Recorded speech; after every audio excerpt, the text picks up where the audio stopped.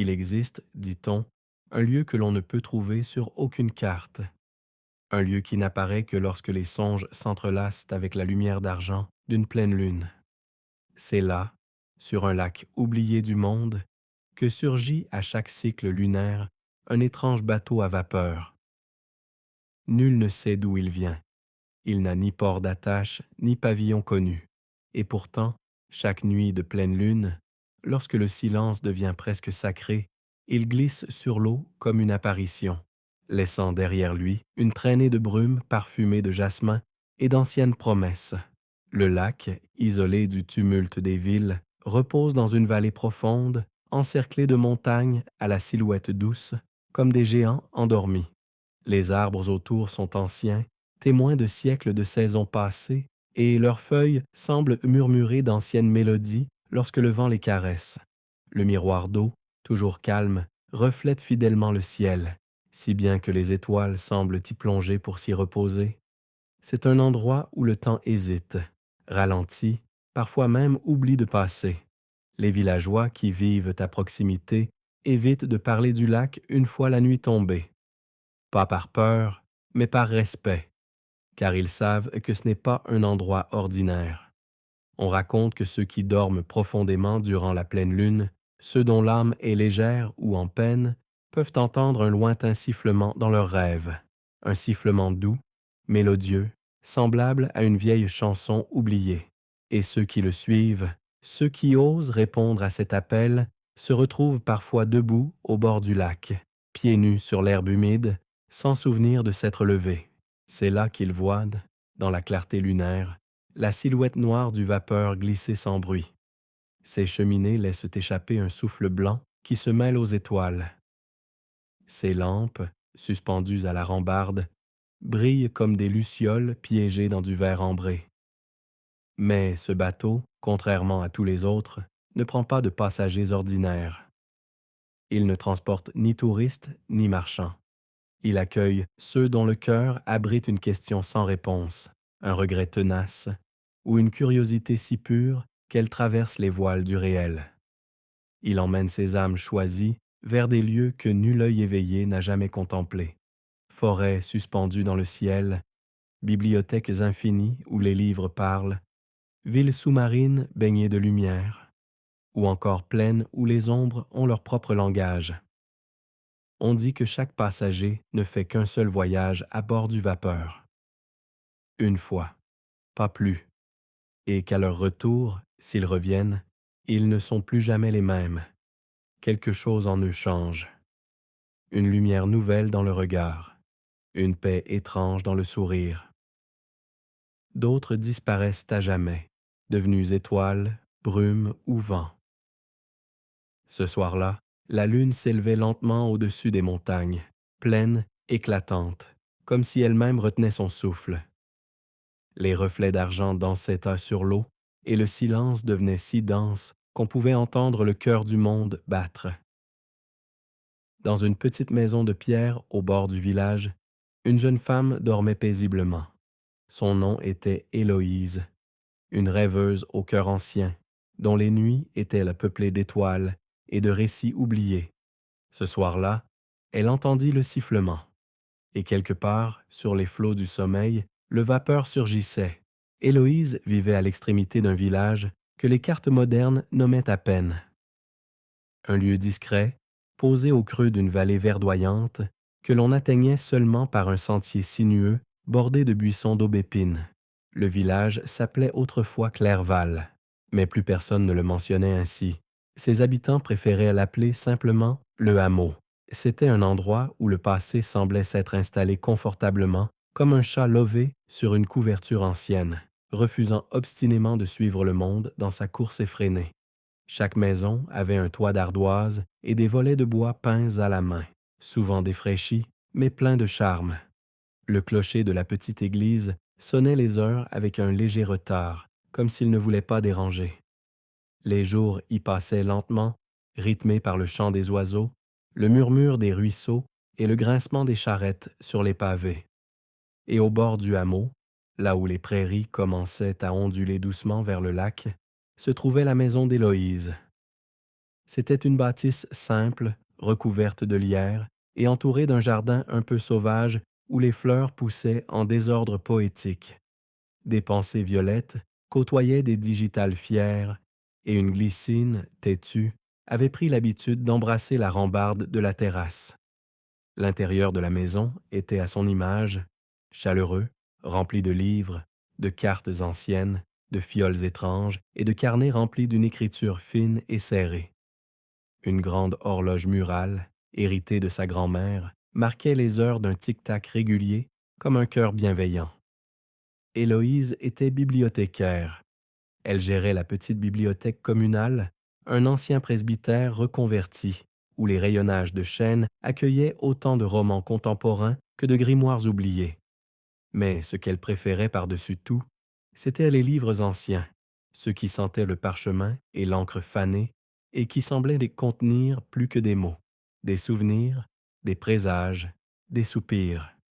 Chaque matin, elle descendait au village à pied, une écharpe autour du cou, son panier de cuir à la main.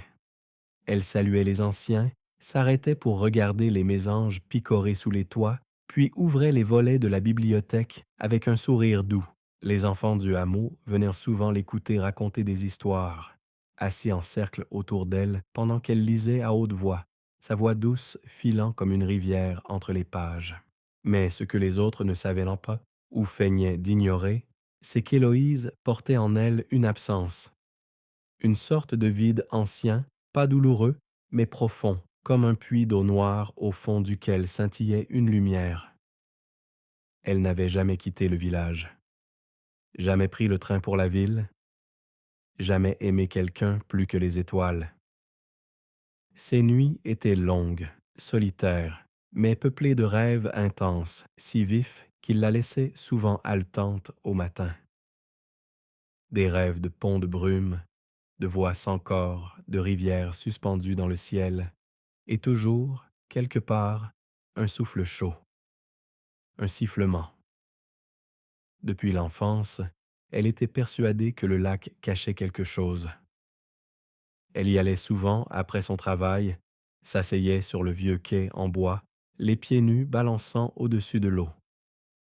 Elle fixait l'horizon jusqu'à ce que le monde s'efface, espérant, sans trop savoir pourquoi, que quelque chose apparaisse. Les villageois la regardaient avec tendresse, parfois avec une légère inquiétude. Elle a l'esprit ailleurs, disaient-ils, et ils n'avaient pas tort, car Héloïse sentait, elle ressentait les changements d'air avant qu'ils ne se produisent, entendait les silences des choses oubliées, voyait parfois des ombres là où il n'y avait rien. Ce n'était pas de la folie, c'était une sensibilité rare, une ouverture à ce qui se tient entre les lignes du réel. Elle collectionnait les légendes, les contes, les fragments de rêves laissés dans les livres ou murmurés par les enfants. Elle tenait un journal des songes, un grand cahier de cuir dans lequel elle consignait les détails de ses nuits. Et chaque pleine lune, depuis toujours, elle rêvait du même lac. Mais pas celui qu'elle connaissait. Non, un autre. Plus vaste, plus ancien, baigné d'une lumière irréelle. Et sur ce lac, un bateau. Long, élégant, noir comme l'onyx, avec des lampes suspendues et un panache de vapeur dorée. Elle l'avait vu des dizaines de fois, jamais de près, toujours à distance, et à chaque fois, elle se réveillait le cœur battant, les yeux humides de larmes qu'elle ne comprenait pas. Puis un matin, alors que la lune était encore pleine et que la rosée brillait sur les feuilles comme des diamants, Héloïse trouva quelque chose sous son oreiller. Un papier, épais, texturé, presque tiède. Il ne portait que 3 mots, inscrits à l'encre violette. Ce soir, quai, seul, son cœur manqua un battement.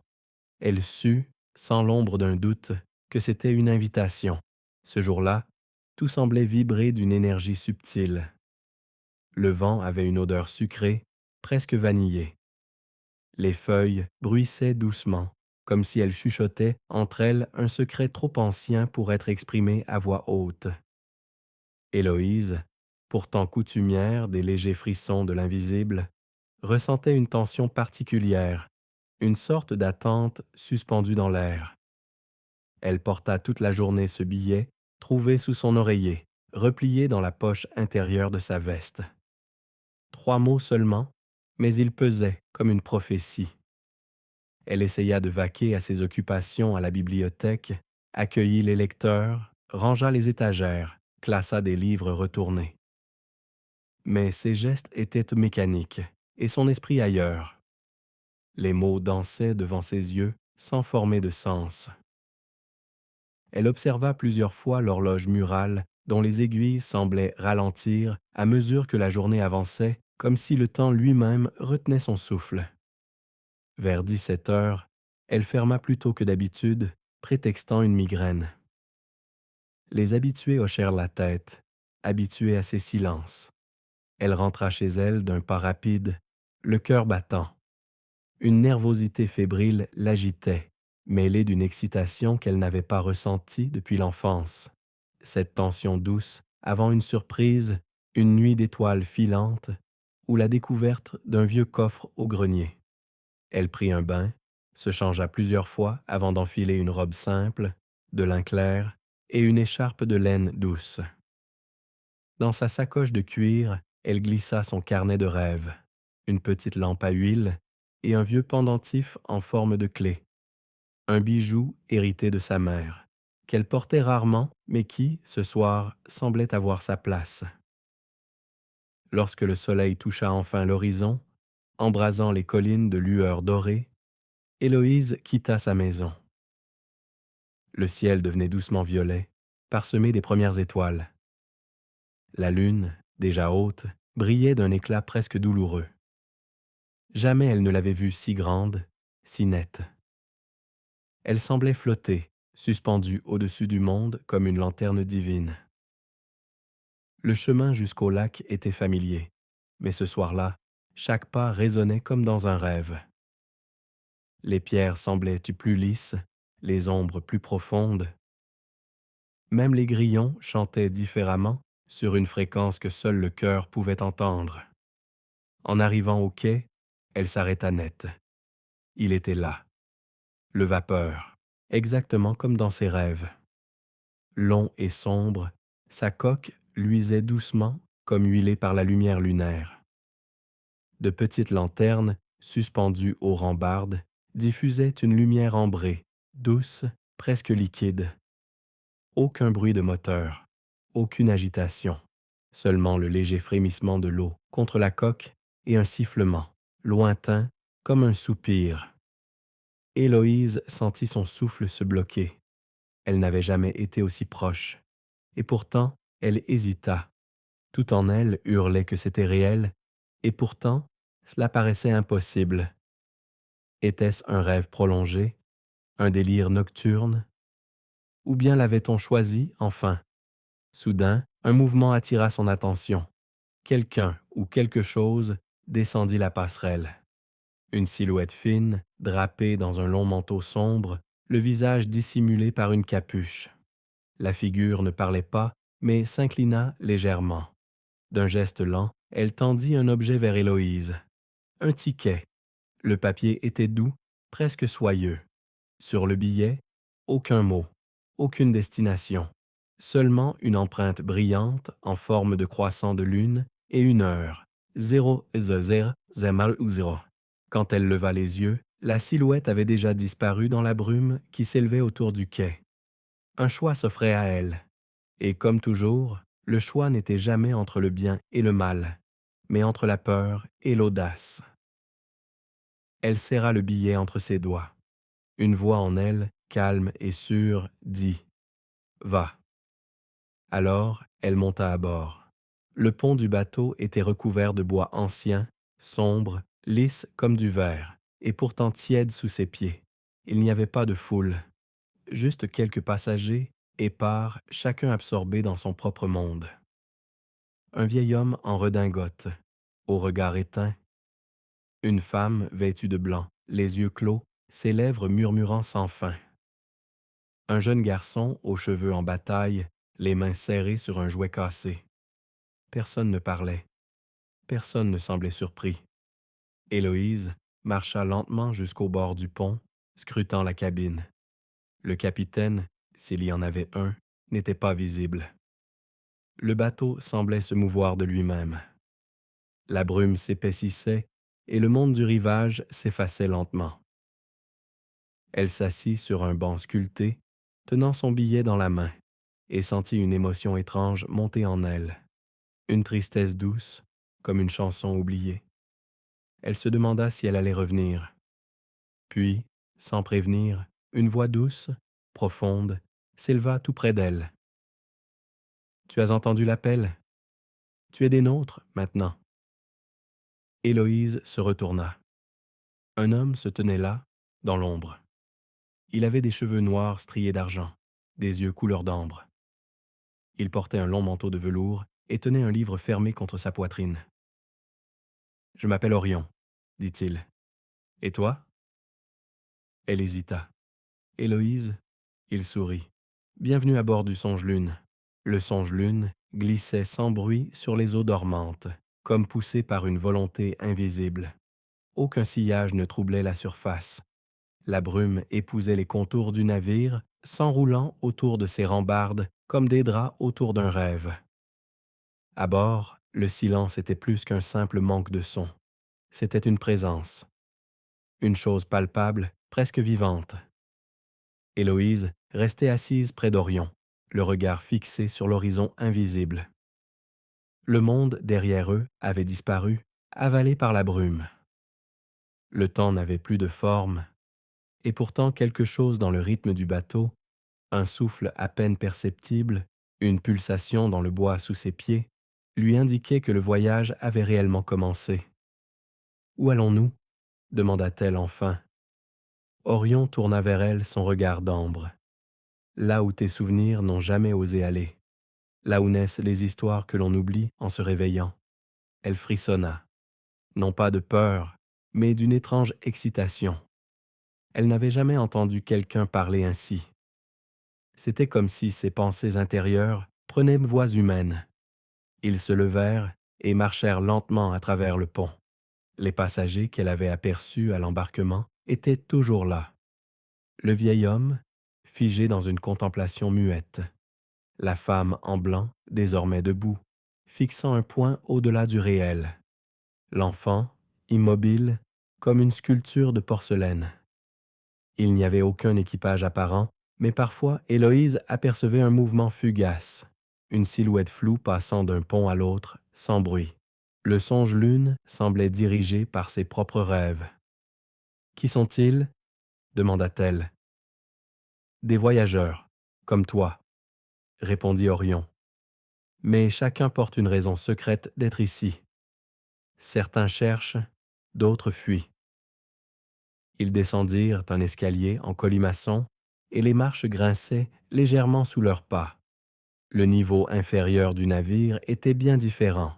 Les murs étaient faits de bois noirci, mais ornés de fresques anciennes, des scènes que l'on aurait dites peintes dans la brume elle-même. Des étoiles, des visages flous, des clés suspendues. Un sentiment d'étrangeté l'enveloppa. Ils arrivèrent devant une porte marquée d'un symbole. Un œil fermé, peint à la main. Orion l'ouvrit sans bruit. La pièce à l'intérieur ressemblait à une bibliothèque abandonnée. Des livres sans titre, rangés sur des étagères penchées, des parchemins roulés, des objets étranges sous des cloches de verre, une montre arrêtée, une plume d'un oiseau inconnu, une pierre qui brillait faiblement de l'intérieur. Et au centre, un fauteuil tourné vers un hublot ovale. Quelqu'un y était assis, une femme, très âgée ou très jeune. Son visage semblait fluctuer comme un reflet sur l'eau. Elle portait une robe tissée de fils d'argent et ses mains étaient posées sur ses genoux. Elle ne bougeait pas, mais Héloïse sentit immédiatement qu'elle savait. « Qui est-ce » murmura-t-elle. « Celle qu'on appelle la gardienne. » Elle ne parle pas, mais elle veille. La femme ouvrit les yeux, deux pupilles laiteuses, pleines d'un savoir ancien. Héloïse sentit une pression dans sa poitrine. Des images surgirent dans son esprit. Une tour effondrée, un oiseau blessé, une clé tombant dans un puits. Elle recula d'un pas, déboussolée. Orion posa une main sur son épaule. Elle te montre ce que tu caches. Héloïse détourna le regard. La pièce se mit à trembler légèrement. Le songe-lune ralentit. Une lumière étrange passa à travers le hublot. Un bleu profond, presque liquide. Orion fronça les sourcils. Ce n'est pas notre escale prévue. Ils sortirent de la pièce. Sur le pont, les autres passagers étaient debout. Tous fixaient l'eau. Quelque chose s'approchait. Une silhouette immense, immergée juste sous la surface. On ne distinguait pas sa forme complète, seulement des reflets mouvants comme des tentacules de brume. Et des yeux. Deux lueurs d'un blanc perçant tournées vers le bateau. Un grondement sourd monta des profondeurs. Le songe-lune trembla. L'enfant cria. La femme en blanc posa une main sur son ventre, comme prise de vertige. Orion attrapa Héloïse par le bras. « Entre dans ta cabine. »« Maintenant. »« Qu'est-ce que c'est ?» souffla-t-elle. « Quelque chose d'ancien, quelque chose qui n'a pas rêvé depuis longtemps. » Elle recula, mais avant qu'elle n'atteigne la porte, une voix résonna dans sa tête. « Héloïse. » Ce n'était pas un son, mais une pensée, brûlante et froide à la fois. Elle se figea. Orion se tourna, alarmé. « Tu l'as entendu ?» Elle hocha la tête. « Alors il est déjà trop tard pour te cacher. » Une lame de lumière fendit la surface de l'eau. Un cri silencieux résonna dans tout le bateau. Puis la créature plongea et le silence revint brutalement. Mais rien n'était comme avant. Le songe-lune avait changé de cap. Et Héloïse comprit, sans qu'on le lui dise, que ce voyage n'était pas uniquement le sien. Quelque chose d'autre était monté à bord. Le silence retomba sur le songe-lune comme une couverture trop lourde. La brume s'était densifiée au point de voiler jusqu'aux lanternes du pont. Le monde n'existait plus que dans un rayon de quelques mètres, et au-delà, il n'y avait que le flou, le soupir de l'eau, et ce quelque chose, cette présence qui continuait de frôler les bords du réel. Héloïse était restée figée sur le pont, incapable de bouger, les pupilles dilatées par l'étrangeté de ce qu'elle venait de percevoir. Orion s'était approché d'elle sans bruit. Il tenait une longue clé en cuivre ternie dans sa main. D'où la sortait-il? Elle ne l'avait pas vu la prendre, mais elle savait qu'elle avait toujours été là, quelque part entre ses doigts, entre les dimensions. « Le passage s'est ouvert, » murmura-t-il. « Il fallait que quelque chose veille, que quelque chose sente notre présence. » Ce regard, dit Héloïse, ce n'était pas humain. Non, c'était ancien. Il ne dit pas plus. Au lieu de cela, il se tourna vers une porte à l'arrière du pont, qu'Héloïse n'avait jamais remarquée. Elle semblait se fondre dans le bois sombre, comme si elle attendait depuis toujours d'être vue. Orion inséra la clé. Un déclic profond se fit entendre. Le bois vibra. Un sifflement discret monta du sol, comme le soupir d'une chose longtemps endormie. Puis la porte s'ouvrit lentement, dévoilant un escalier étroit descendant dans les entrailles du navire.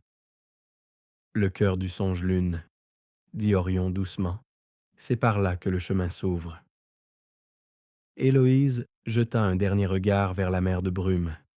Le bateau ne bougeait plus. Il flottait dans un entre-deux. Derrière, il n'y avait plus de rivage. Devant, rien de visible. Seulement cette porte. Elle suivit Orion. Les marches craquèrent sous leurs pas, mais le bois semblait vivant, réagissant à leur présence avec une chaleur organique.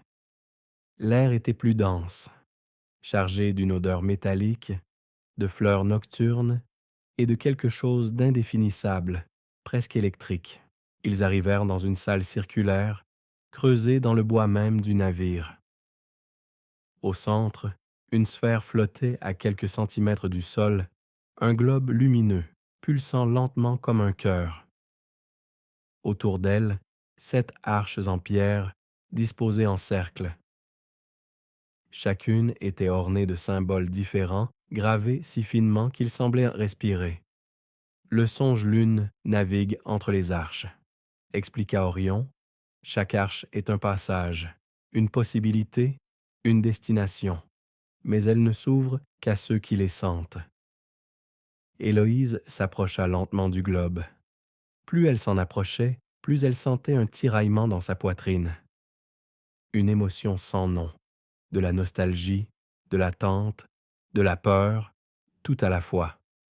Soudain, une des arches se mit à briller.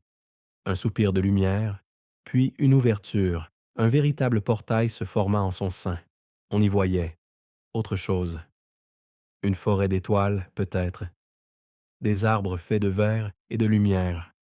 Des ombres qui chantaient. « C'est ton passage, » dit Orion. « Comment est-ce possible? » Parce que tu es déjà allé là-bas, dans un rêve oublié, dans un souvenir d'une vie que tu n'as pas vécue ici. Elle s'approcha de l'arche. La lumière la baignait d'un éclat pâle.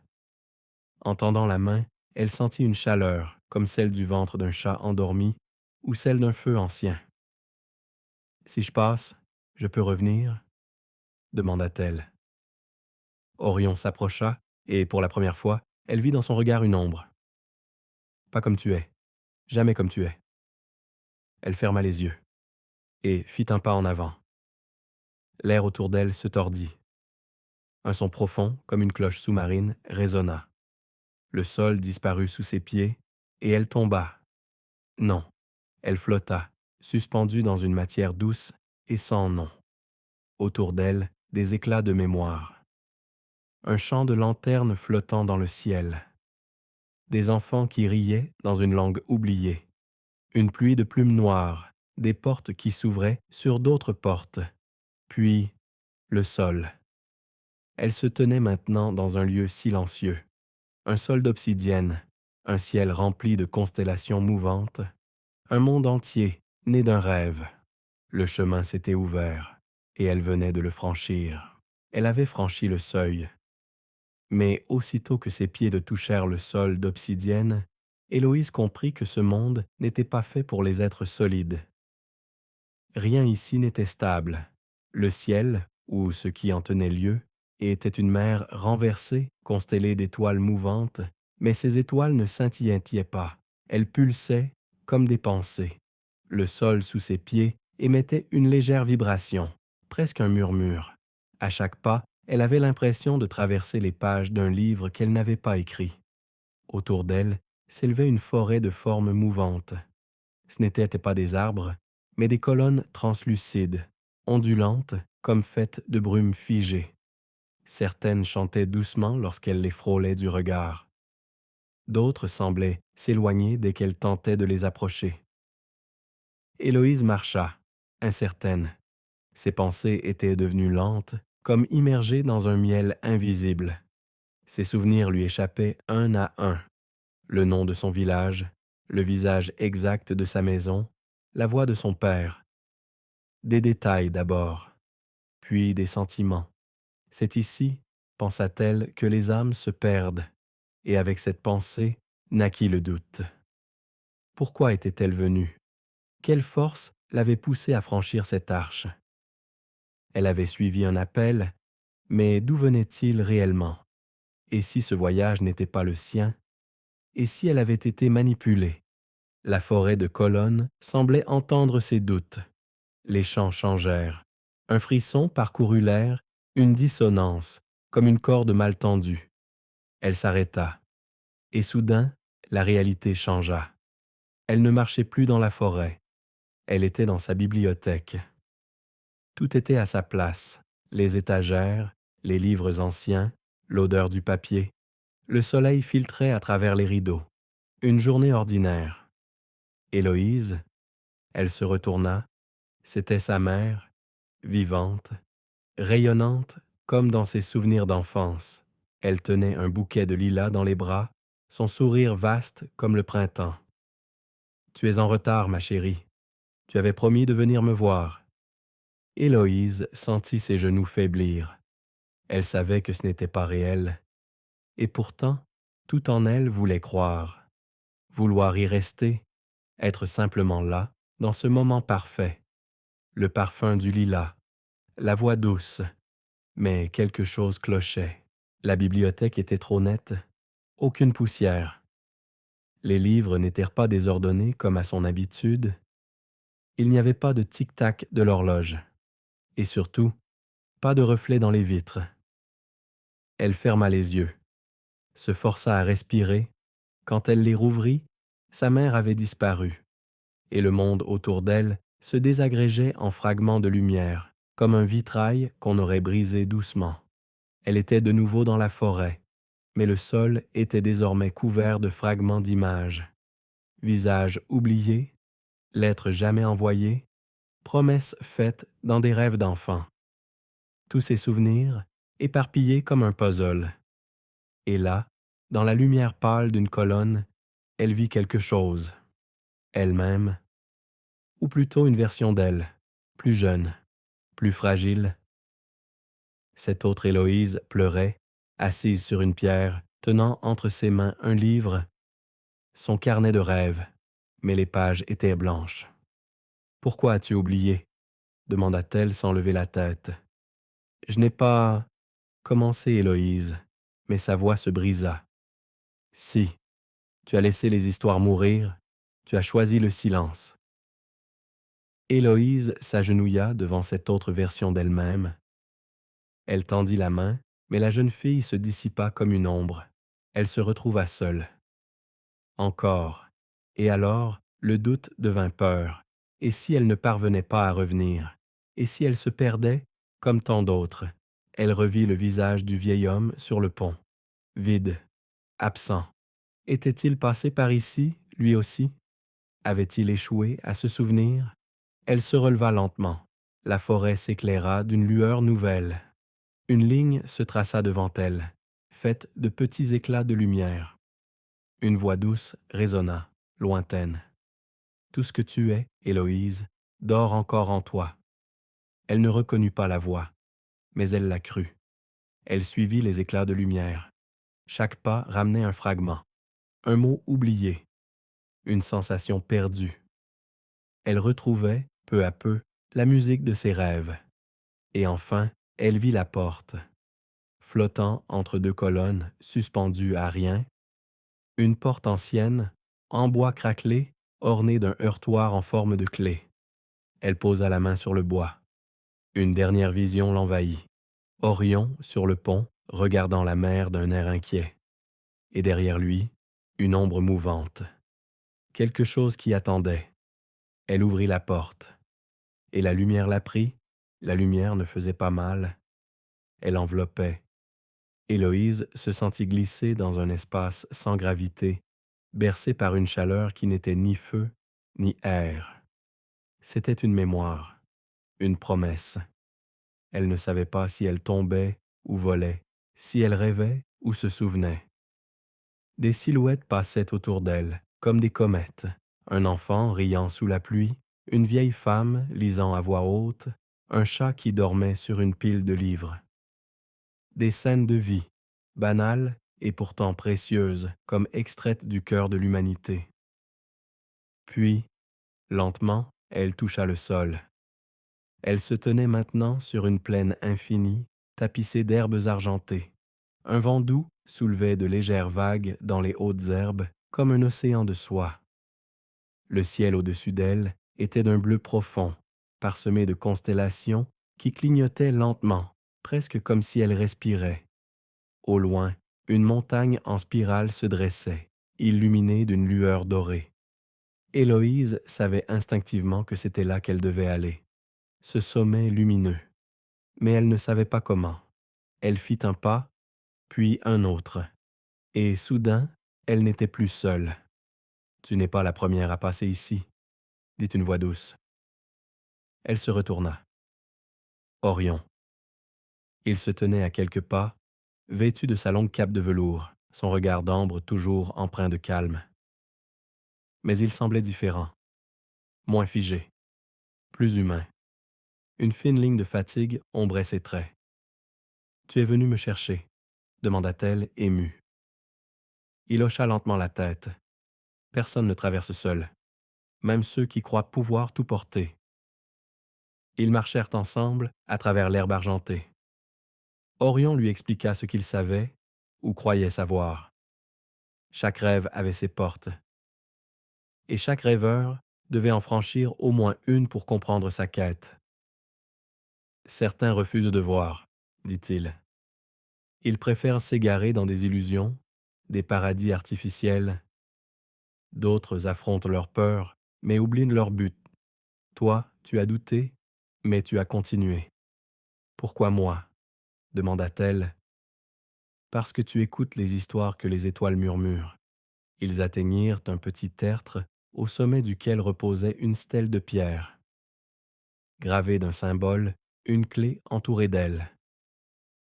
Orion la toucha du bout des doigts et un frisson parcourut l'air. Voici la première clé. Héloïse sentit quelque chose s'éveiller en elle, comme si une partie d'elle reconnaissait ce lieu, cette mission.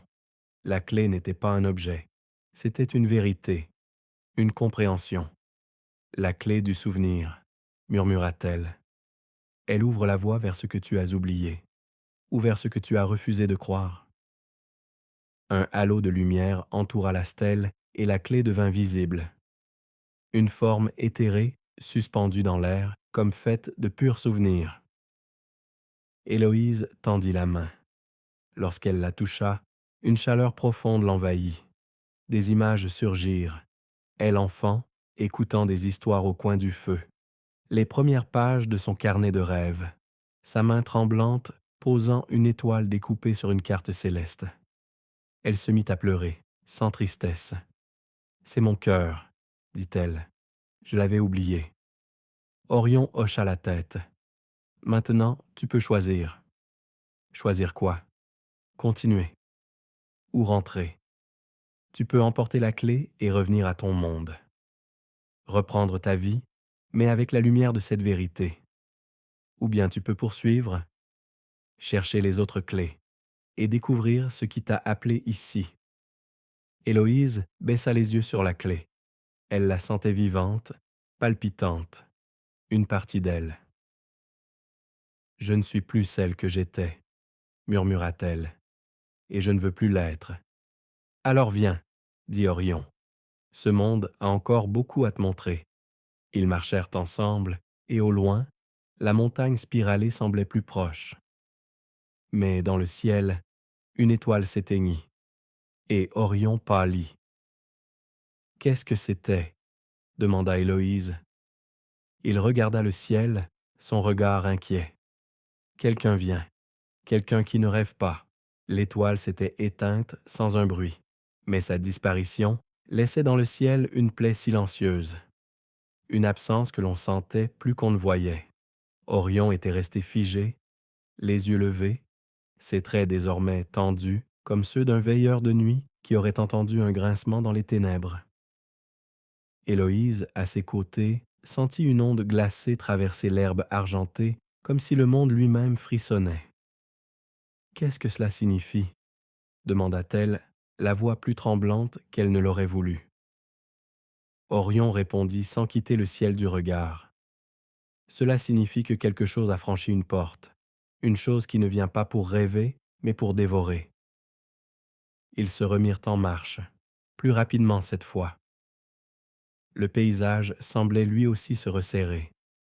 Les herbes argentées perdaient leur éclat, les chants légers du vent devenaient torcards, et au loin, la montagne spiralée brillait d'une lumière plus froide. « Ce monde est un tissu fragile, » expliqua Orion tandis qu'il grimpait une pente douce. « Il est fait de souvenirs, d'aspirations, de blessures guéries et de possibles non accomplis. Il existe parce que des rêveurs comme toi y croient. Mais certains êtres, certains esprits, eux, ne veulent pas se souvenir. Ils veulent effacer, avaler, détruire la lumière pour ne plus jamais revoir ce qu'ils ont fui. » Héloïse se rappela alors des yeux sous la mer, de la présence dans la brume. Elle comprit. Ce que j'ai vu dans l'eau, c'était déjà là. Ça nous suivait. Oui, et maintenant, cela cherche une entrée dans la mémoire même de ce monde. Ils atteignirent un plateau, et au centre se trouvait un cercle de pierres dressées. Chacune portait un symbole différent. Une larme, une plume, une clé brisée, un miroir, un nom gravé.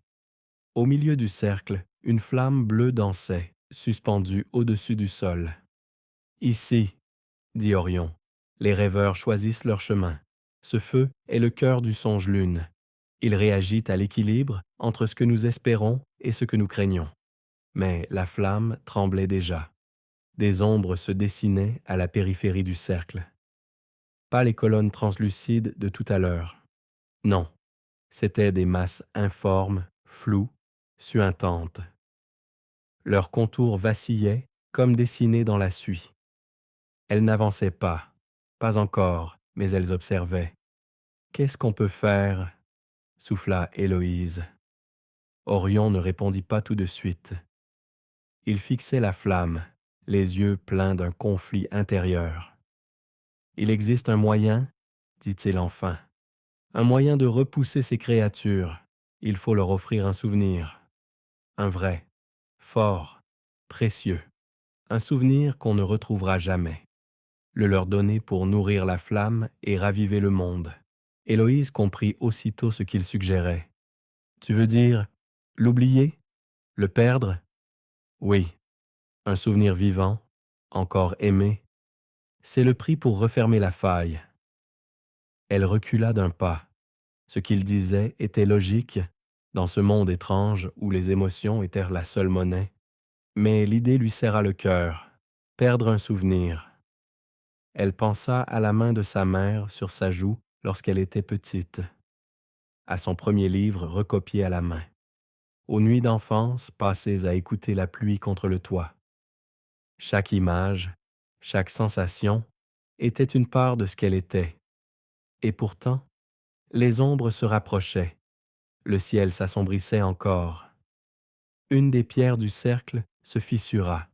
« Il faut décider, » dit Orion. « Bientôt, ce ne sera plus possible. » Héloïse regarda la flamme. Elle ferma les yeux et pensa à Miguel. Miguel, son frère, perdu à l'âge de 12 ans dans un accident de rivière, bien des années plus tôt. Ce souvenir était une plaie toujours vive, mais aussi une lumière. C'était lui qui l'avait initié aux histoires, aux constellations, aux cartes imaginaires. C'était lui qui, enfant, avait dit « Un jour, tu iras là où vont les histoires. » Elle ouvrit les yeux. « Je vais lui donner ce souvenir. »« Es-tu sûr ?» demanda Orion d'une voix douce. « Non, » répondit-elle. « Mais c'est ce qu'il ferait. » Elle avança vers la flamme. Elle sentit son cœur battre contre sa poitrine comme un tambour de guerre. Elle tendit les mains. La flamme la reconnut. Elle s'étira, ondula, devint plus vive, et lorsqu'elle la toucha, une douleur la traversa comme une lame. Elle vit le visage de Miguel, ses yeux, son rire, et puis il s'éloigna, doucement, emporté dans une mer de lumière.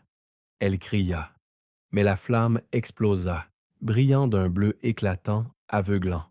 Les ombres hurlèrent, le monde vacilla, et soudain, le ciel redevint clair. Les étoiles revinrent, une à une. Le vent souffla de nouveau, et Héloïse tomba à genoux, en larmes, le cœur vide. Orion s'agenouilla à ses côtés et posa une main sur son dos. « Tu as sauvé ce monde, » dit-il. « Mais j'ai perdu une partie de moi, » murmura-t-elle. « Tu l'as transformé, et ce qu'on transforme devient éternel. » Au loin, la montagne spiralée brilla d'un nouvel éclat. Un chemin venait d'apparaître. Mais Héloïse savait désormais que chaque pas serait un choix, et que chaque lumière, pour briller, demandait un sacrifice. Le plateau s'était tu. La flamme bleue, désormais plus calme, oscillait doucement comme une veilleuse dans une chambre d'enfant. Le cercle de pierre, autrefois fissuré et menacé, semblait avoir retrouvé sa forme. Les ombres avaient disparu, dissipées comme un mauvais songe au matin. Le ciel, redevenu limpide, étendait à nouveau son océan étoilé au-dessus de la plaine argentée. Mais dans le cœur d'Héloïse, un vide. Elle se tenait debout, immobile, le regard perdu vers l'horizon. Elle ne se souvenait plus du visage de Miguel. Elle savait qu'il avait existé, qu'il avait compté, mais son image s'était effacée, comme une peinture détrempée par la pluie. Elle en conservait l'émotion, le contour vague d'un amour ancien, mais rien de précis, et cette absence résonnait en elle comme une chambre vide. « Tu veux faire une pause ?» demanda Orion doucement. Elle hocha la tête négativement. Sa voix, quand elle parla, était presque un souffle. « Non, il faut continuer. » C'est ce que cette lumière voulait dire. Elle a ouvert le chemin. Il la regarda avec une forme de respect silencieux. Il ne dit rien de plus. Il savait que certains voyages ne supportaient pas d'être interrompus. Ils quittèrent le plateau, laissant la flamme garder seule la mémoire du sacrifice. Devant eux, une route nouvelle s'était dessinée, faite de pierres de lune incrustées dans l'herbe. Elle serpentait lentement vers la montagne spiralée comme un fil d'argent entre les mondes. Le vent avait changé. Il chantait maintenant une mélodie lente, grave, empreinte de gratitude. Le chemin était long. Ils marchèrent des heures, peut-être des jours. Le temps ici était une chose étrange, capricieuse. Parfois, le ciel changeait en un clin d'œil. Du crépuscule à l'aube, de la nuit à une clarté irréelle. Parfois, ils traversaient des paysages qu'ils n'avaient pas vus venir. Une vallée de miroirs, un champ où des statues de pierre chuchotaient en dormant. Un ruisseau dont l'eau reflétait non pas le ciel, mais les souvenirs du marcheur. Héloïse commençait à changer. Elle ne marchait plus comme une voyageuse incertaine, mais comme une pèlerine. Ses pas étaient lourds, mais sûrs, ses gestes calmes, son regard de plus en plus ancré. Elle parlait peu, mais ses silences étaient remplis de sens. Orion aussi semblait se transformer. Il s'ouvrait. Il racontait parfois ses propres errances, les mondes qu'il avait vus, les gens qu'il avait guidés. Il disait avoir été, autrefois, un rêveur comme elle. Quelqu'un qui, par amour ou par perte, avait choisi de rester entre les mondes. « Et pourquoi restes-tu » lui demanda-t-elle un soir, alors qu'il s'était arrêté près d'un arbre dont les feuilles luisaient comme des lucioles. « Parce que c'est ici que j'ai trouvé ma vérité, » répondit-il. « Et parce qu'un jour, j'espère encore croiser celle qui m'a fait franchir la première porte. » « Elle t'attend quelque part ?» Il hocha la tête. « Ou elle m'a oublié. Mais tant que ce monde existe, il y a une chance. » Cette nuit-là, Héloïse rêva d'un escalier infini, montant au cœur d'un phare renversé. Chaque marche était un souvenir, et à chaque pas, elle laissait tomber un poids, une peur, une colère. Elle se réveilla plus légère. Le lendemain, ils atteignirent les contreforts de la montagne spiralée. Le chemin changea. Ils ne serpentaient plus doucement.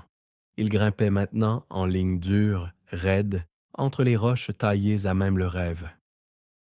La terre y était plus sombre, les vents plus vifs et les étoiles plus rares. La montagne elle-même semblait vivante, respirant lentement, gardienne d'un secret ancien.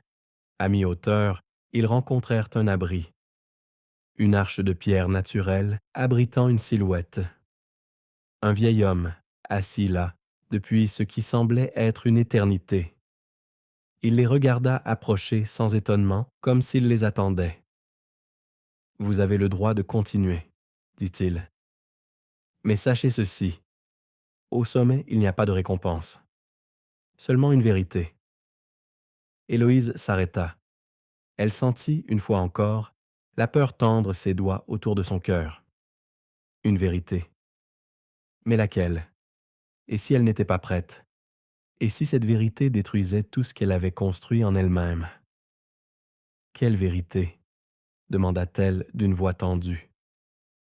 Le vieil homme sourit tristement. « Celle que vous avez laissée derrière vous, mais qui marche encore avec vous. » Elle baissa les yeux. Orion posa une main sur son épaule. « Tu peux reculer, Héloïse. Tu as déjà fait plus que beaucoup. Mais elle secoua lentement la tête. Non, je veux voir. Elle franchit l'arche. Le chemin vers le sommet l'attendait. Et cette fois, elle marchait seule. Elle marchait seule maintenant. Le chemin s'était resserré. Il n'était plus large et doux comme dans la plaine. C'était un sentier d'arêtes, de pierres acérées, de falaises plongeant dans le vide. À chaque pas, Héloïse devait veiller, sentir, décider. Il n'y avait plus de guide, plus de voix rassurante dans le silence. Juste le vent, le froid, et cette voix intérieure, tantôt fragile, tantôt ferme, qui lui murmurait « Continue ». Elle montait depuis ce qui semblait être des heures, peut-être des jours. Le ciel, au-dessus, était devenu noir d'encre, mais non pas vide. Il brillait d'éclats étranges, comme si des fragments d'anciens rêves flottaient dans la stratosphère. Parfois, elle croyait apercevoir des silhouettes dans ces lueurs, des visages familiers, des souvenirs qu'elle croyait perdus. Mais elle n'y prêtait plus attention. Le sommet l'appelait. À mi-hauteur, elle trouva un promontoire. Là, le chemin s'élargissait. Une dalle de pierre, entourée de colonnes fendues, formait une sorte d'amphithéâtre ouvert vers l'abîme. Héloïse s'y assit, épuisée, son souffle court. Elle regarda le monde en bas, la plaine argentée, le cercle de pierre, les chemins traversés. Elle les voyait maintenant comme des fragments d'elle-même. Chaque lieu traversé était un miroir. Chaque créature, une peur. Chaque lumière, un souvenir. Et alors, une voix résonna. Mais ce n'était pas celle d'Orion, ni celle de la montagne. C'était sa propre voix, mais plus grave, plus ancienne. Tu ne peux pas continuer ainsi. Tu n'as plus rien. Tu as tout donné. Elle se leva brusquement, le cœur battant. Qui est là? Le vent se leva. Une silhouette se forma lentement devant elle. C'était elle. Une autre Héloïse. Plus sombre. Les traits tirés, les yeux creux. Elle portait les vêtements de la vraie vie, ceux qu'Héloïse avait quittés en montant à bord du Songe-Lune. Elle semblait lourde, pleine d'ombre. « Je suis ce que tu as fui », dit-elle. Héloïse la fixa, bouche close. La fatigue, le deuil, le refus d'avancer. Tu m'as laissé là-bas, dans cette maison au bord du lac, à attendre quelque chose qui ne venait pas. Tu as préféré les rêves. Et alors, répondit Héloïse, les rêves m'ont mené plus loin que la peur. La silhouette sourit tristement. Vraiment? Alors pourquoi tu trembles? Elle avança, lentement, comme un souvenir qui refuse d'être oublié. Tu as tout donné. Tu as perdu Miguel. Tu as brûlé des pages que personne ne pourra te redire. Et pourquoi? Une montagne? Une vérité? Pour moi, dit Héloïse avec une force qu'elle ne se connaissait pas. Pas pour les autres, pour moi. Le vent souffla plus fort. La silhouette chancela. Tu penses être courageuse? Tu n'es qu'une enfant perdue. Tu crois que cette vérité au sommet va te libérer? Elle va te détruire. Car au bout, il n'y a pas de retour, pas de foyer, pas de songe-lune. Je ne veux pas revenir, répondit-elle. Je veux me retrouver. Et soudain, la silhouette hurla. Un cri fait d'angoisse, de regret, de peur entassée. Elle se jeta sur Héloïse comme une ombre qui cherche à réabsorber la lumière. Mais Héloïse ne bougea pas. Elle resta debout, ancrée dans la pierre, les pieds fermes, le regard clair. Et elle murmura, « Tu fais partie de moi, mais tu ne me définis pas. » Alors la silhouette se désagrégea, doucement, pas dans la violence, mais dans l'acceptation. Elle se fondit dans le vent, dans les pierres, dans l'air même. Et avec elle disparut un poids ancien. Héloïse tomba à genoux, les larmes coulant librement sur ses joues. Elle n'avait pas combattu une ennemie. Elle avait accueilli une partie d'elle-même. Elle resta ainsi longtemps, immobile. Puis elle se releva. Elle regarda le sommet. Il était proche maintenant, très proche. Une spirale lumineuse tournait lentement autour de la cime, comme une aurore boréale tombée du ciel. Elle fit un pas, puis un autre, et cette fois, il n'y avait plus de doute, plus de peur, seulement la certitude. Ce n'était pas le monde qu'elle allait affronter, c'était elle-même qu'elle allait rencontrer. Le sommet approchait. Chaque pas était une prière silencieuse, un battement de cœur offert à l'invisible. Héloïse gravissait les dernières marches du sentier en spirale. Les pierres étaient des froides, mais vivantes, et elles vibraient sous ses pieds comme si elles reconnaissaient son passage. Le ciel au-dessus d'elle s'était ouvert. Il ne faisait plus nuit, mais il ne faisait pas jour non plus. C'était une lumière sans source, diffuse, douce et infinie, comme si le monde entier retenait son souffle en attendant son arrivée. Elle n'avait plus peur. Ce n'était pas qu'elle se sentait invincible, c'était autre chose, plus profond, une paix silencieuse née de la compréhension que toute chose vraie demandait une offrande. Elle avait donné, elle avait perdu, elle avait vu ce que l'oubli peut prendre, ce que le doute peut briser, et pourtant elle était là, debout, vivante, porteuse d'un feu intérieur que rien ne pouvait maintenant éteindre. Le chemin menait à une esplanade de pierre blanche, circulaire, parfaitement lisse.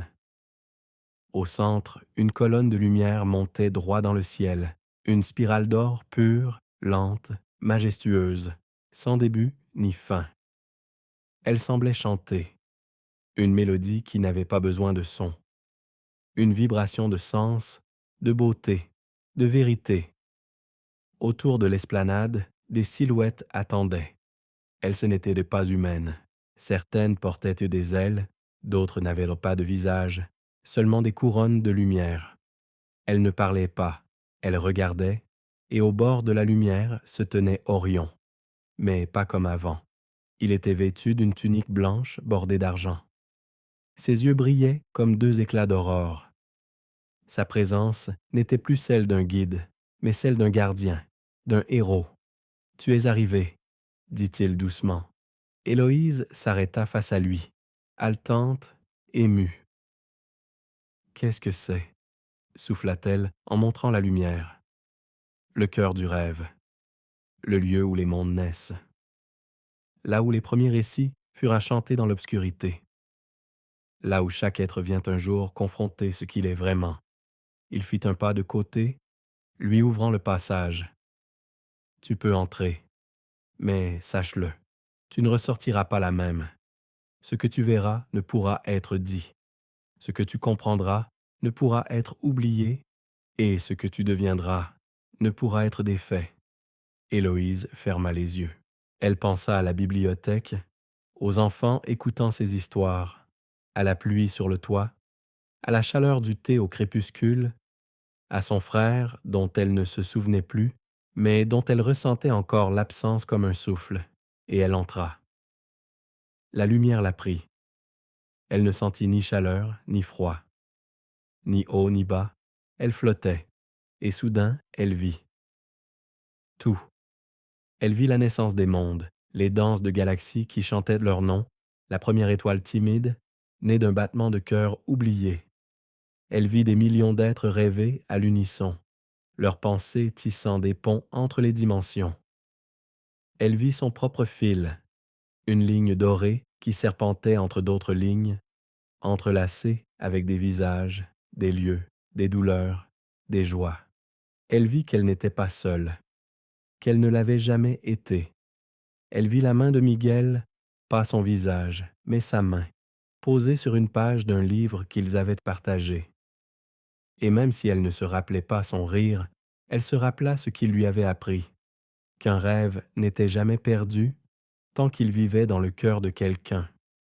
Elle vit aussi son ombre, non pas comme une ennemie, mais comme une gardienne, celle qui lui avait appris la peur pour qu'elle puisse choisir la lumière. Et enfin, elle vit ce qu'elle était devenue, une étoile, une conteuse de monde, une gardienne d'histoire, un point de conscience dans l'océan du rêve. Elle cria, mais ce cri n'était pas de douleur. C'était un cri de naissance. La lumière s'intensifia, puis se contracta, et laissa place à l'obscurité, mais une obscurité tiède, accueillante, comme un ventre, comme une fin douce, comme un commencement. Héloïse rouvrit les yeux. Elle était seule sur l'esplanade. La colonne de lumière avait disparu, les silhouettes aussi. Mais Orion était là, de nouveau vêtu de velours sombre, les yeux emplis d'un sourire triste et fier. « Tu l'as vu ?» demanda-t-il. Elle hocha la tête. « Et maintenant? Maintenant tu portes en toi ce qui t'a toujours manqué. » Elle regarda ses mains. Rien n'avait changé. Et pourtant, tout avait changé. Elle comprit alors que l'histoire n'était pas terminée, mais qu'elle pouvait désormais en écrire la suite. Le vent avait changé. Héloïse descendait la montagne en silence, les pas lents, le cœur plein, le regard vaste. Elle ne ressentait ni euphorie, ni mélancolie, mais quelque chose d'autre, plus profond, plus enraciné, la conscience d'avoir traversé une frontière invisible. Elle n'était plus la même. Mais ce changement ne criait pas. Il murmurait comme une rivière souterraine dont le courant façonne les pierres sans bruit. Orion marchait à ses côtés. Il ne parlait pas. Il n'avait pas besoin de mots. Le chemin serpentait à travers les paysages qu'ils avaient déjà traversés, mais tout semblait différent. La plaine d'herbes argentées avait maintenant une respiration propre. Les étoiles au-dessus chantaient plus lentement. Les colonnes translucides de la forêt des mémoires brillaient d'une lumière plus douce. C'était comme si le monde, en elle, avait été réparé. Ils atteignirent le cercle de pierre. La flamme bleue y brillait toujours, paisible. Héloïse s'en approcha, posa la main près d'elle. Aucune brûlure, seulement une chaleur profonde, presque maternelle. « Tu peux la rallumer, » murmura Orion, « si tu le veux. » Mais elle secoua doucement la tête. « Non, elle est parfaite ainsi. Elle veille. » Ils reprirent la route. Et enfin, au bout d'un long moment, le songe-lune apparut. Il attendait sur la rive du rêve, tel qu'elle l'avait vu la première fois. Sa coque sombre, ses lanternes suspendues comme des lucioles, la brume dansante autour. Mais cette fois, elle ne le regardait plus comme une étrangère. Elle savait ce qu'il était, un passage, une mémoire vivante, un souffle entre les mondes. Ils montèrent à bord. Le pont était silencieux. Les autres passagers dormaient encore, figés dans leur propre traversée. Mais quelque chose avait changé. Le vieil homme avait un livre ouvert sur ses genoux. La femme en blanc souriait doucement, les yeux toujours clos. L'enfant tenait une étoile de papier dans sa main. Le bateau se mit en mouvement. Héloïse s'approcha de la rambarde, regardant la mer onirique s'ouvrir devant elle. Des fragments d'images flottaient dans l'eau, des reflets d'elle-même, riant, tombant, marchant, des scènes de sa vie et d'autres qui n'étaient peut-être pas les siennes. « Où allons-nous » demanda-t-elle. « Là où ton histoire peut continuer, » répondit Orion. « Et toi? Je suis déjà là où je dois être. » Il sourit, puis recula d'un pas, et en un clignement d'œil, il n'était plus là, dissous dans la brume. Héloïse ne ressentit ni peur ni perte, seulement une gratitude immense, comme une prière sans mots. Elle regarda l'horizon, et soudain la rive apparut. Mais ce n'était pas celle qu'elle connaissait, ce n'était pas le village, pas la bibliothèque. C'était autre chose, une version différente, une réalité façonnée par sa transformation. Elle descendit seule. Le sol sous ses pieds était ferme, et pourtant, chaque pas semblait flotter. Elle avançait dans une ruelle pavée, bordée de maisons aux toits bleus, aux fenêtres ouvertes. L'air était chargé du parfum du pain chaud, de la lavande, de quelque chose de neuf, et les gens la regardaient, non pas comme une étrangère, mais comme une revenante, une conteuse, une mémoire incarnée, une enfant du songe. Une vieille femme s'approcha, tendit une fleur. Héloïse la prit, émue. Une jeune fille lui demanda « Tu es celle qui a vu la lumière ?» Héloïse ne répondit pas. Elle sourit seulement et entra dans la maison aux volets ouverts. La lumière de l'aube remplissait la pièce. Une table, une plume, un carnet vide. Elle s'assit et commença à écrire. Le village semblait le même. Les rues pavées, les volets bleus, les cloches douces du matin, les rideaux qui dansaient au vent. Mais tout était différent. Héloïse marchait parmi les siens, ou plutôt parmi ceux qu'elle croyait connaître, avec un regard neuf. Le monde avait gardé ses contours, mais sa texture avait changé. Comme si la lumière avait été redessinée, comme si le temps était devenu plus souple, plus présent. Elle s'était réinstallée dans la maison de son enfance, la bibliothèque au rez-de-chaussée, toujours emplie d'ouvrages aux reliures fatiguées, l'étage baigné de lumière où elle avait autrefois écrit ses premiers contes. Tout y était, mais elle ne l'était plus. Le matin, elle ouvrait les fenêtres comme on ouvre un livre. Elle écoutait les bruits, le pas des enfants courant vers l'école, le chant des oiseaux, le cri du boulanger. Mais surtout, elle écoutait les silences, ceux qui disaient plus que les mots. Elle recommença à écrire, mais ses histoires avaient changé. Elles n'étaient plus des récits inventés pour distraire, elles vibraient, elles pulsaient d'une vérité profonde. Les enfants du village venaient-ils s'asseoir autour d'elle comme autrefois, mais maintenant, ils l'écoutaient comme on écoute une prophétie. Même les adultes s'arrêtaient, à l'ombre du tilleul, pour entendre ses phrases. Une nuit, elle raconta l'histoire d'un bateau qui apparaissait sur un lac en pleine lune. Un bateau qui n'avait ni capitaine ni voile, mais qui emportait ceux qui osaient rêver plus fort que la peur. Et ensuite, demanda un petit garçon aux yeux ronds. Héloïse sourit. Ensuite, ils choisissent, s'ils veulent revenir, ou continuer à rêver. Le garçon réfléchit longtemps. Moi, je crois que je reviendrai, mais différent. Elle hocha doucement la tête. C'est souvent comme ça, mais parfois, seule, elle sentait l'ombre.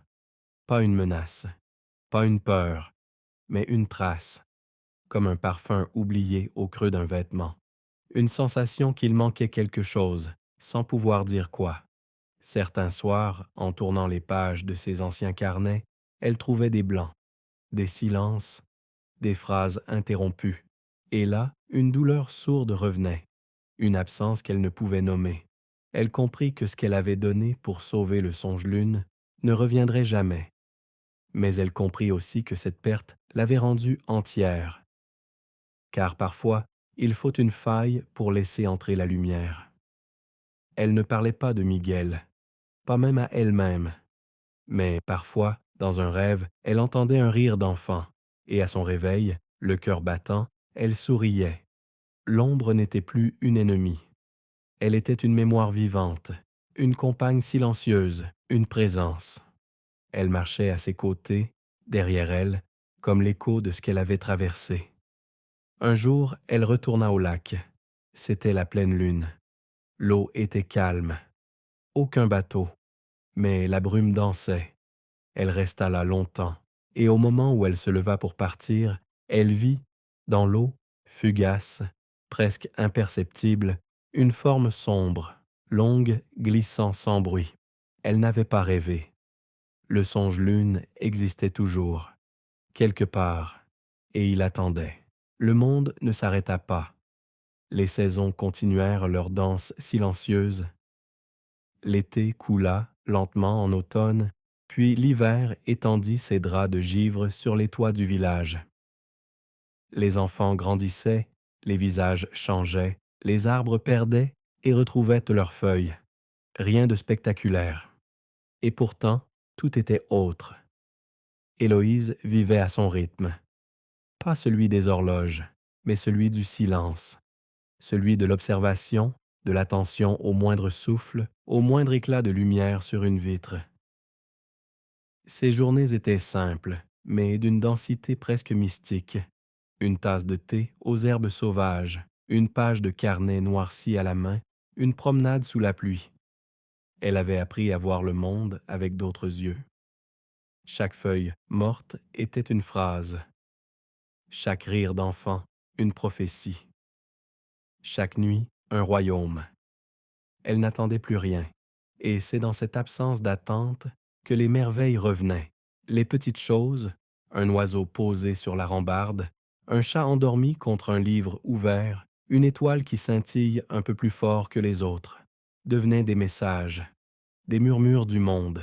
Elle ne parlait plus du songe-lune, pas parce qu'elle l'oubliait, mais parce qu'il vivait désormais en elle. Elle savait qu'il apparaissait encore pour ceux qui écoutaient dans leurs rêves, pour ceux qui osaient marcher au bord du sommeil avec les bras ouverts. Certains soirs, dans son sommeil, elle entendait un sifflement, léger, lointain, et elle savait qu'un enfant, quelque part, venait de monter à bord. Alors elle se levait, allumait une bougie et écrivait, car elle était devenue passeuse d'histoire, gardienne des portes, une vieille âme dans un corps jeune. Elle ne chercha plus à tout comprendre. Elle laissa les mystères tranquilles comme on laisse dormir un animal sauvage au fond des bois. Elle savait que le savoir ultime n'était pas fait de réponses, mais de questions qu'on ose garder vivantes. Parfois, dans les ruelles du village, un inconnu passait, un visage pas tout à fait réel, un regard trop ancien pour appartenir à ce monde. Elle hochait doucement la tête, et ces êtres, rêveurs, marcheurs de l'intérieur, âmes entre deux, lui rendaient un sourire. Ils savaient, comme elle, et parfois, très rarement, une lettre apparaissait sur son bureau, sans timbre, sans expéditeur. Des lignes tracées d'une main tremblante, des récits de rêves étranges, de portes ouvertes, de mers sans rivage, de villes invisibles où les ombres dansent à l'envers. Alors elle répondait, toujours. Et dans chaque lettre, elle glissait une clé dessinée à la main. Une clé différente à chaque fois, une promesse silencieuse. Une nuit, bien des années plus tard, une jeune fille entra dans sa bibliothèque. Curieuse, timide. Elle portait un carnet de cuir et des taches d'encre sur les doigts. Elle demanda « Comment sait-on qu'on est prêt ?» Héloïse leva les yeux de son livre. « On ne sait jamais. On marche. Et parfois, on s'ouvre. » La fille hocha la tête. Elle comprenait. Héloïse lui sourit, un sourire ancien. « Tu as entendu le sifflement, n'est-ce pas ?» L'adolescente rougit et acquiesça. Alors Héloïse se leva. Elle alla vers une étagère secrète et en sortit une boîte. À l'intérieur, une petite clé, en bois sculpté, légère comme un rêve. « Tiens, tu en auras besoin. » Et dans cette main tendue, dans cette clé offerte, il y avait tout ce qu'Héloïse était devenue, tout ce qu'elle avait traversé, tout ce qu'elle ne pouvait dire, mais savait transmettre. Une vérité ancienne, douce et éternelle. Rien ne se perd dans le rêve, tout se transforme, tout revient, et lorsque la fille franchit le seuil de la bibliothèque, le cœur battant, Héloïse ferma les yeux. Et dans la nuit, quelque part, le songe-lune chantait encore.